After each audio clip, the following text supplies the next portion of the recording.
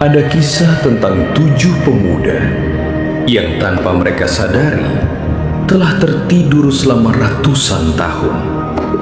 Bayangkan, mereka masuk ke sebuah gua untuk bersembunyi. Tubuh mereka sangat lelah, mata mereka terpejam, dan mereka pun tertidur, mengira hanya akan beristirahat beberapa jam saja. Namun ketika mereka akhirnya terbangun, dunia yang mereka kenal sudah tidak ada lagi. Kerajaan yang dulu mengejar mereka telah lama runtuh. Orang-orang yang mereka kenal telah menjadi sejarah. Yang lebih mengejutkan lagi, tubuh mereka tetap utuh, seolah mereka hanya tertidur semalam. Padahal sebenarnya Allah telah menidurkan mereka 309 tahun. Semua itu bermula ketika mereka melarikan diri dari seorang raja zalim, seorang penguasa penyembah berhala yang sangat sombong, yang dikenal dalam sejarah sebagai Decius atau Raja Dikianus. Karena mempertahankan iman kepada Allah, para pemuda itu harus meninggalkan segalanya. Rumah mereka, keluarga mereka, dan kehidupan yang mereka miliki. Dan dari sinilah bermula kisah luar biasa para penghuni gua yang dikenal sebagai Ashabul Kahfi. Sebelum kita masuk ke ceritanya, kami mohon Anda untuk menonton hingga akhir supaya tidak terjadi kesalahpahaman. Jangan lupa untuk memberikan like, subscribe, dan tinggalkan komentar jika ada yang perlu diluruskan dari kisah ini. Bismillah, mari kita mulai kisahnya.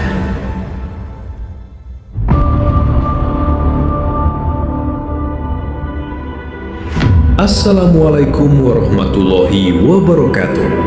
Ratusan tahun sebelum kelahiran Nabi Muhammad SAW, di sebuah wilayah besar yang berada di bawah kekuasaan Kekaisaran Romawi, berdirilah sebuah kota yang sangat makmur. Jalan-jalan dipenuhi pedagang, pasar ramai dengan manusia. Istana kerajaan berdiri megah di tengah kota. Namun di balik kemegahan itu, negeri tersebut tenggelam dalam kesyirikan yang sangat dalam. Di setiap sudut kota berdiri patung-patung besar, patung dewa, patung manusia, patung makhluk yang dianggap suci. Masyarakat datang setiap hari untuk menyembahnya. Mereka membawa makanan, mereka membawa bunga, mereka membawa hewan kurban. Mereka sujud kepada patung-patung itu, memohon keselamatan, memohon rezeki, memohon kesembuhan.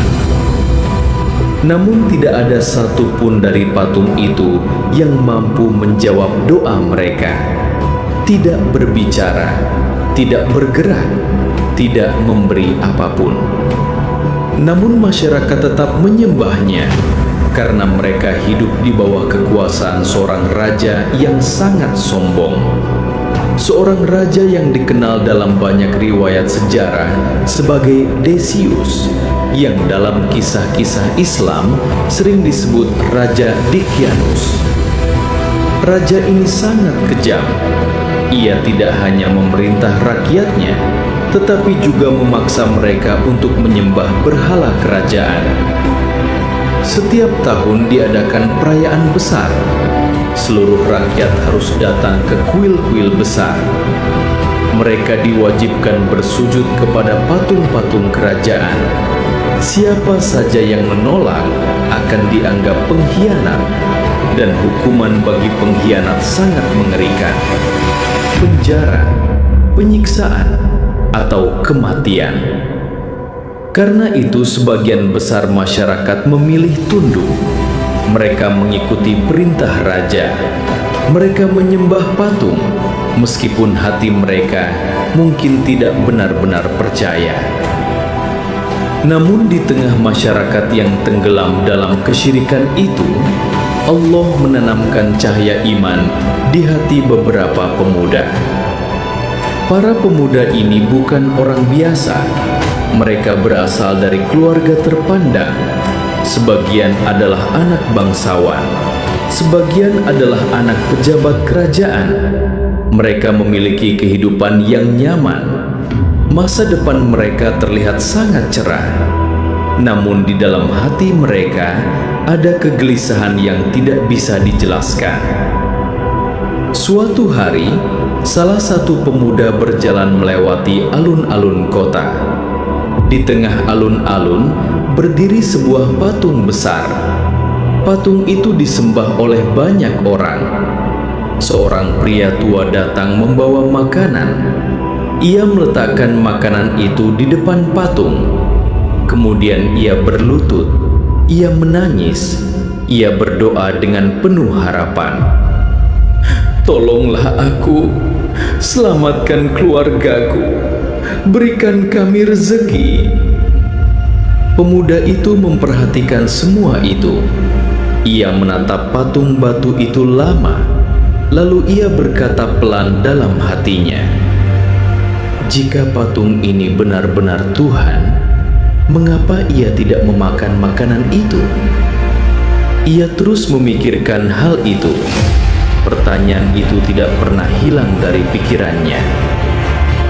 Beberapa hari kemudian, ia bertemu dengan seorang pemuda lain yang memiliki kegelisahan yang sama.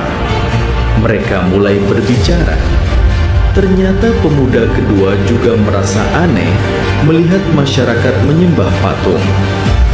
Dan pada akhirnya, ketujuh pemuda itu pun bertemu di satu tempat.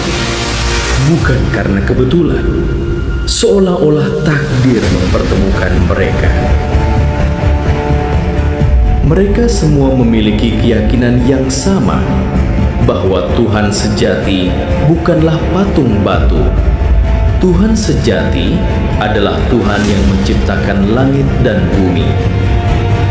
Allah kemudian mengabadikan keimanan mereka dalam Al-Quran. Sesungguhnya mereka adalah para pemuda yang beriman kepada Tuhan mereka, dan kami tambahkan kepada mereka petunjuk. Quran Surat Al-Kahfi ayat 13. Sejak saat itu, mereka menjadi sahabat yang terikat oleh iman. Namun mereka sadar, keyakinan itu sangat berbahaya di negeri mereka. Jika raja mengetahui, hidup mereka bisa berakhir kapan saja. Para pemuda dipanggil ke istana. Kebenaran tidak selalu bisa disembunyikan. Suatu hari, seseorang mendengar percakapan para pemuda itu. Orang itu kemudian melaporkannya kepada kerajaan. Berita itu sampai ke telinga Raja Dicyanus. Raja sangat murka. Ia segera memerintahkan para penjaga untuk membawa para pemuda itu ke istana. Hari itu istana kerajaan dipenuhi ketegangan. Para pemuda berdiri di hadapan singgasana raja. Di kanan kiri raja berdiri penjaga bersenjata. Para pejabat kerajaan duduk memperhatikan dengan wajah serius. Raja menatap mereka dengan dingin. Lalu ia bertanya, "Aku mendengar kalian menolak menyembah Tuhan-Tuhan kerajaan." Tidak ada yang menjawab. Beberapa detik berlalu dalam keheningan. Kemudian salah satu pemuda melangkah maju. Dengan suara tenang ia berkata, "Kami hanya menyembah Tuhan yang menciptakan langit dan bumi." Ruangan istana langsung menjadi sunyi. Para pejabat terkejut mendengar keberanian itu. Belum pernah ada orang yang berbicara seperti itu kepada raja. Wajah Raja Dicyanus berubah merah karena marah. Ia berdiri dari singgasananya. "Apakah kalian berani menentang perintahku?" Namun para pemuda itu tetap berdiri tegak. Tidak ada rasa takut di wajah mereka. Salah satu dari mereka berkata, "Rabb kami adalah Rabb langit dan bumi. Kami tidak akan menyeru Tuhan selain Dia. Kalimat itu kemudian diabadikan dalam surah Al-Kahfi ayat 14. Raja sangat marah. Namun ia tidak langsung membunuh mereka. Ia memberikan ultimatum. Kalian masih muda. Aku beri kalian kesempatan. Kembalilah menyembah Tuhan-Tuhan kami, atau kalian akan mati. Para pemuda itu keluar dari istana dengan hati berdebar. Mereka tahu keputusan yang mereka ambil akan menentukan hidup mereka selamanya.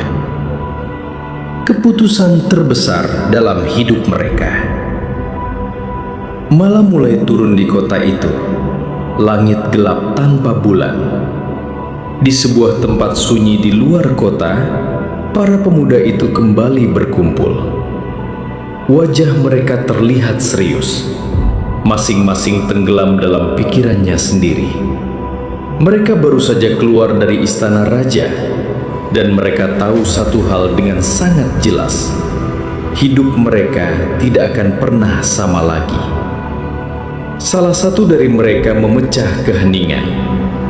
Jika kita tetap tinggal di kota ini, kita akan dipaksa menyembah berhala. Pemuda lain menunduk, dan jika kita menolak, kita akan dibunuh. Keheningan kembali menyelimuti mereka. Masing-masing memikirkan keluarga yang mereka cintai, rumah yang mereka tinggalkan, kehidupan nyaman yang selama ini mereka miliki. Namun salah satu dari mereka berkata dengan suara tegas, "Lebih baik kita kehilangan dunia daripada kehilangan iman." Kalimat itu menggema di hati mereka semua. Mereka sadar iman kepada Allah adalah sesuatu yang jauh lebih berharga daripada seluruh harta di dunia. Akhirnya mereka mengambil keputusan terbesar dalam hidup mereka. Mereka akan meninggalkan kota itu. Mereka akan meninggalkan keluarga mereka. Mereka akan meninggalkan kekayaan mereka demi mempertahankan iman kepada Allah. Pelarian di malam gelap. Malam itu, ketika seluruh kota tertidur, para pemuda itu keluar secara diam-diam. Tidak ada suara langkah, tidak ada cahaya. Hanya bayangan mereka yang bergerak perlahan meninggalkan kota. Di belakang mereka, lampu-lampu kota perlahan semakin jauh. Di depan mereka, pegunungan gelap berdiri menjulang. Perjalanan mereka penuh ketegangan. Mereka tidak tahu apakah penjaga kerajaan sedang mencari mereka. Mereka tidak tahu apakah mata-mata raja sedang mengawasi. Namun mereka terus berjalan, langkah demi langkah. Hingga tiba-tiba, seekor anjing muncul di belakang mereka. Anjing itu berjalan mengikuti mereka. Awalnya mereka mencoba mengusirnya, namun anjing itu tetap mengikuti. Ia berjalan di belakang mereka dengan setia. Akhirnya mereka membiarkannya. Mungkin Allah mengirimkan makhluk itu untuk menemani perjalanan mereka. Perjalanan mereka berlanjut hingga fajar hampir tiba. Di lereng sebuah gunung, mereka menemukan sebuah gua besar. Gua itu terlihat sunyi dan terlindung. Mereka berhenti di depan gua itu. Salah satu pemuda berkata, "Disinilah kita akan berlindung." Doa di dalam gua. Para pemuda itu memasuki gua. Udara di dalamnya dingin. Cahaya matahari hampir tidak masuk. Mereka duduk bersama di dalam kegelapan gua. Perjalanan panjang membuat tubuh mereka sangat lelah. Namun sebelum beristirahat, mereka menengadahkan tangan kepada Allah. Mereka berdoa dengan penuh harapan. Doa mereka diabadikan dalam Al-Quran. "Wahai Tuhan kami, berikanlah rahmat kepada kami dari sisi-Mu. dan siapkanlah bagi kami petunjuk dalam urusan kami. Quran Surat Al-Kahfi ayat 10. Doa itu sederhana, namun sangat dalam maknanya. Mereka meminta perlindungan, mereka meminta petunjuk, mereka meminta rahmat Allah. Setelah berdoa, mereka bersandar di dinding gua. Tubuh mereka sangat lelah, mata mereka perlahan menutup, dan akhirnya mereka tertidur. Namun mereka tidak tahu bahwa tidur itu bukanlah tidur biasa, tidur yang mengubah sejarah. Allah menidurkan mereka, dan Allah menutup pendengaran mereka dari suara dunia. Hari berganti hari, bulan berganti bulan, namun mereka tetap tertidur. Allah menjaga mereka dengan cara yang luar biasa. Al-Quran menjelaskan bahwa tubuh mereka dibolak-balikan oleh Allah, dan kami membolak-balikan mereka ke kanan dan ke kiri. Quran Surat Al-Kahf ayat 18. Hal itu agar tubuh mereka tidak rusak. Matahari juga tidak mengenai tubuh mereka secara langsung. Allah berfirman, dan engkau akan melihat matahari ketika terbit condong dari gua mereka ke sebelah kanan. Quran Surat Al-Kahf ayat 17. Jika seseorang melihat mereka, ia akan mengira mereka sedang terjaga. Bahkan Allah membuat mereka terlihat menakutkan, sehingga siapapun yang melihat mereka akan lari ketakutan. Sementara itu, anjing mereka duduk di pintu gua, menjaga mereka selama mereka tertidur. Al-Quran menyebutkan, dan anjing mereka membentangkan kedua lengannya di pintu gua. Quran Surat Al-Kahfi ayat 18. Namun keajaiban yang paling luar biasa belum terjadi, karena para pemuda itu tidak hanya tidur beberapa hari, mereka tidur selama berabad-abad. 3 abad berlalu.